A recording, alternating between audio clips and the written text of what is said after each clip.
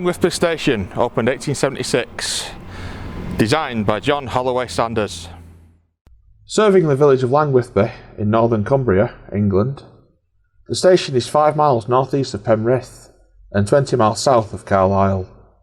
Langwathby railway station was closed in May 1970 when the local stopping trains over the Settle and Carlisle railway were withdrawn. It was reopened by British Railways in July 1986.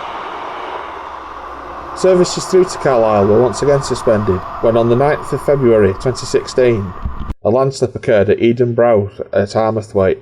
This resulted in the closure of the station for over a year and wouldn't reopen again until the 31st of March 2017. An emergency timetable was put into operation and trains only operated as far as Langwathby with a replacement bus service to Carlisle and southbound to Appleby until repairs were completed in the spring of 2017. Passenger numbers are now returning back to normal with an annual average usage of just over 18,000. Langwathby is also the base of the Pride of Cumbria, one of the helicopters run by the Great North Air Ambulance Service.